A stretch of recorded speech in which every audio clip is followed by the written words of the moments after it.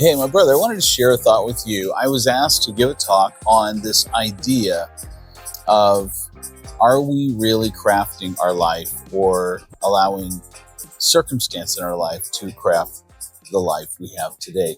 And part of it came from coaching I'm doing with a guy. And as we went through his life story, I wanted to see if this sounds familiar to you. We went through one by one the stories of relationships he's had, where he's had to live, jobs he's had to have, and each one of them seemed to be a byproduct of things imposed on him. And we start this way when we're young. We get a new family, and we feel like, okay, we have to do responsibility, take care of the family. And then what happens when you have a disaster happen? Your spouse is unfaithful, you have a major layoff, and you just have to get the next job. You end up taking something that's less attractive to you and change your lifestyle. In his case, he took a trucking job, which kept him on the road away from home for a while.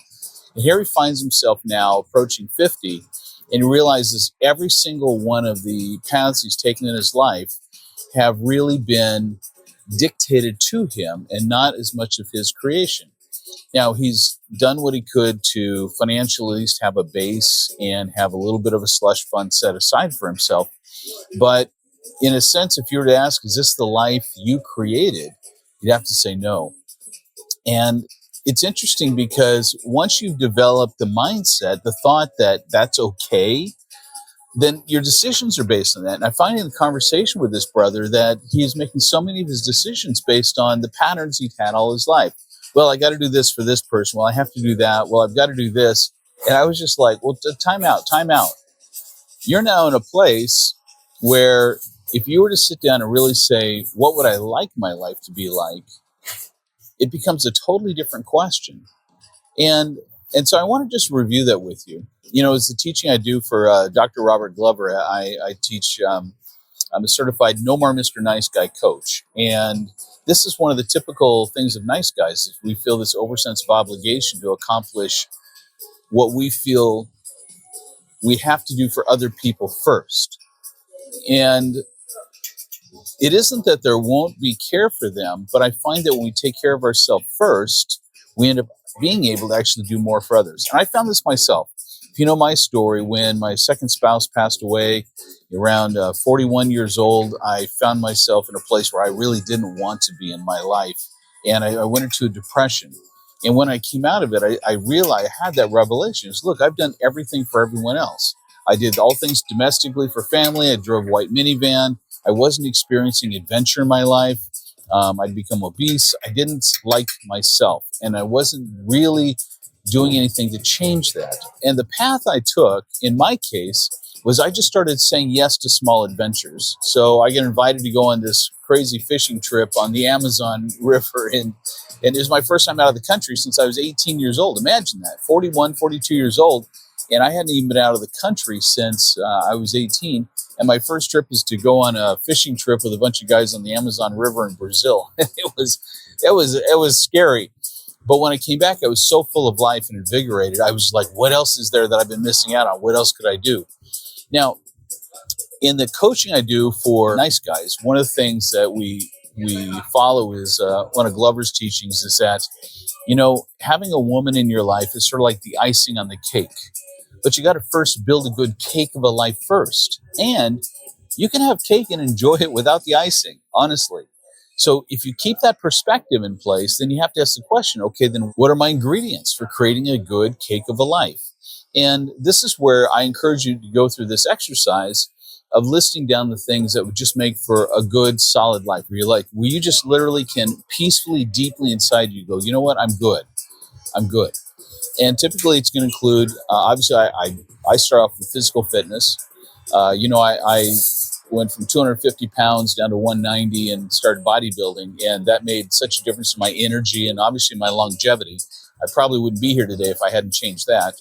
It includes, obviously, your mental growth. What are you challenging yourself to do? What are you reading? What are you learning? It may include your spiritual faith to deepen you, get a sense of peace.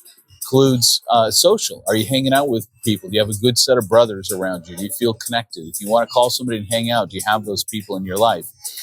There's a number of things that could be in your formula of ingredients. And in each of those, You look, how are you doing on those?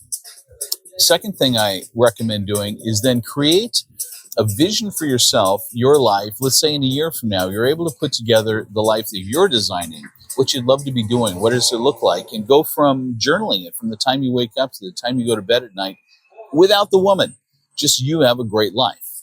And if you can put that together, then you start coming up with what I call an internal GPS. Your subconscious feels the emotions of that pleasant scenario, what it looks like and feels like to be living the life that you design, that you create. And when you do that, and your subconscious starts looking at, hey, this is part of that. I remember that emotion he had about that vision for a year from now. And it'll start guiding you to putting the pieces together to make that happen.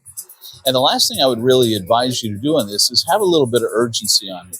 What I find is guys end up over-analyzing, and they don't start until they think they have everything together. Now, obviously, Dream Connections, we deal with this with guys who want to find the woman in their life. And I mean, literally, since I started this in 2011, there are still guys who connected with me back in 2011 who are still single and never pulled the trigger. And they're always thinking about it, they're toying it, they're playing with it. Yeah, but I want everything perfect first. And this is one of the things that came up in my coaching with his brother. He's going, well, I don't have I want to really get everything set before I go find my woman. I want to just like, maybe I'm going to, get out of this trucking thing. Maybe I'm going to move and pick a city that I really like. And I'm like, bro, why delay everything for that? In fact, it's an advantage if you're starting to date and you want to find your future Ukrainian wife. First of all, find her and get that connection so you feel that sense of spark going. Because I'm telling you what, a woman has the sense of nesting within her. She would love to be part of your conversations to say, what city would you want? What do you like about each one? And to feel like she's part of creating that life with you. And so now you're bringing the whole thing together, but not delaying anything. And you guys would stop that. We would just have to stop this delay, this like, well, wait till I have this, I'll have that in front. Well, I need a little more money. Well, I don't know if I can do that. It's like, guys, get the vision. Life goes by so fast, and another year will come and go. And, this time, Christmas next year, you could have her with you and sharing Christmas together under your tree, with the life that you really want and everything coming together. You can make the career shifts. You can do whatever you want to adjust. All of that's possible. Take the limits off of yourself. Quit saying, I can't, and come to the place where you realize it's your life. It's your life. And create it by design, not default from what you feel shoved into. Because I'm telling you, psychologically, one of the worst things that can happen to a man is for him to feel trapped. And anytime, in any place, you feel like you're being pushed in a corner, you're trapped, you don't have a choice, that's the danger. You always have a choice. You always have a choice. Now, maybe where you're at is the best choice, but it's still your choice, okay? Always live with that sense of freedom and power in yourself. And so I want to just encourage you with that thought today, think about you being in charge of designing your life, the life you want, because you got a lot of life ahead of you, brother. A lot of life ahead of you. Time to engage and make stuff happen. All right, brother. Hey, if you want to be part of finding your future Ukrainian wife, we are crushing it right now. And I want to encourage you, get your free consultation in with Inga. Let her get to know what you're looking for. She'll tell you what she's got and start sending you profiles of girls she thinks be a match. It's a pure matchmaking operation. Keep in mind, Dream Connections is the most successful marriage agency, international marriage agency ever. In fact, I would think I'm probably the number one matchmaker in the world. I don't know of any other individual who says they put together more than 450 marriages. I'm sure that some website dating thing like what do they call those? Swipe left, swipe right, or Harmony, or will say they have more. But this is individualized matchmaking, and what we do is tailored to that. This is what we do, and we are the best. So get your free consultation in. Shoot me an email, mark@dreamconnections.com, and let's add that icing to your good cake of a life as you build it with intention and purpose. That's why you're here, man. Live fully. See you next week.